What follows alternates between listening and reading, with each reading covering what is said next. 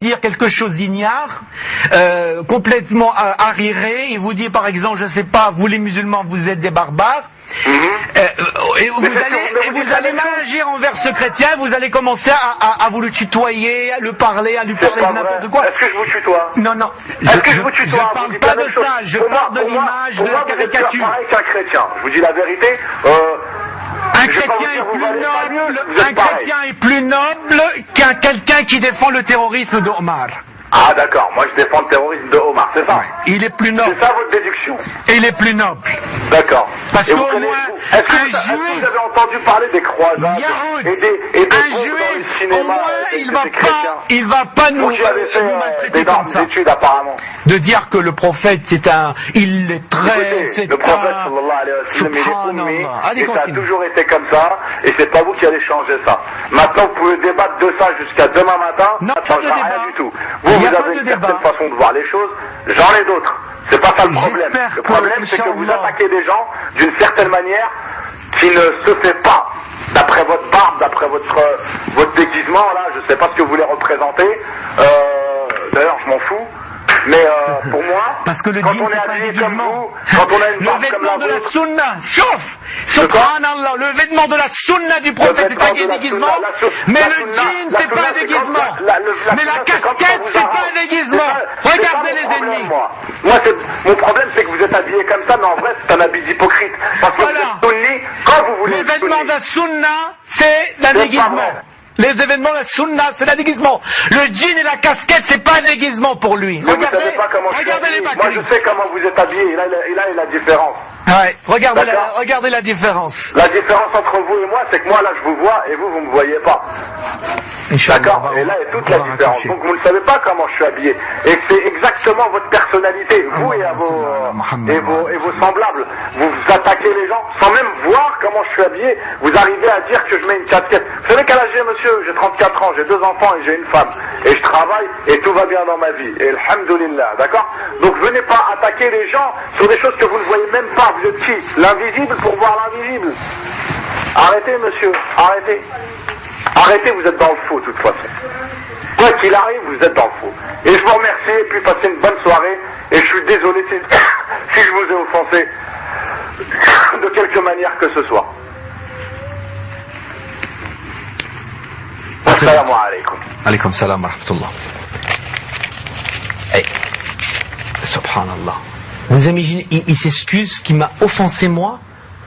Il est en train de traiter le prophète d'illettré, de pédophile, et il dit que, excusez-moi si je vous ai offensé. Et il est en train de se moquer du vêtement de la sunna, en disant que c'est un vêtement de... qu'est-ce qu'il a dit? Un déguisement. Excusez-moi si je vous ai offensé, que j'ai traité le vêtement de la sunna comme un déguisement. Et je lui ai posé la question, donc le jean et la casquette, pour vous, c'est pas un déguisement? Il a dit, mais comment vous savez que je m'habille en casquette? On dirait qu'on se comprend pas. Il est dans un autre monde, complètement à part, qui parle du PSG et des choses comme ça. Mais qu'est-ce que c'est ça? Allô, salam alaikum.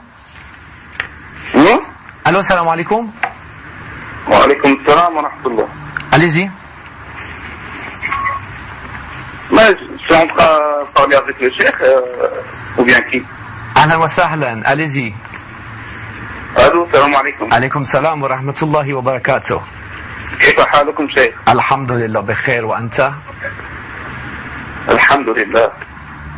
سلمكم الله. عافاكم الله إن شاء الله. J'aimerais bien faire une intervention, mais malheureusement je ne maîtrise pas bien la langue française. Est-ce que vous me permettez de parler en arabe? عفوا البرنامج باللغة الفرنسية فقط مع العصف. Je maîtrise un peu, mais il y a des choses qu'il faut intervenir en arabe. أنت من أي بلد؟ من الجزائر. الجزائر. أهلا وسهلا ما شاء الله ما شاء الله. Allez-y. بارك الله فيكم إن شاء الله.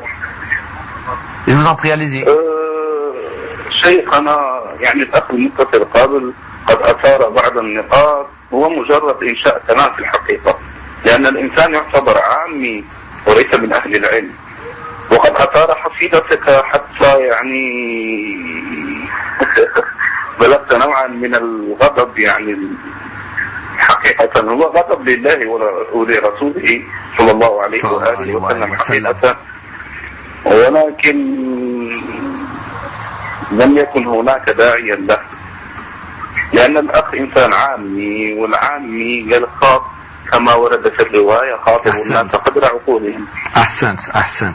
عفوا. يعني الإنسان هذا. Est-ce que vous pouvez continuer en français s'il vous plaît? S'il vous plaît. Pour les téléspectateurs, parce qu'apparemment ils ne comprendront pas l'arabe.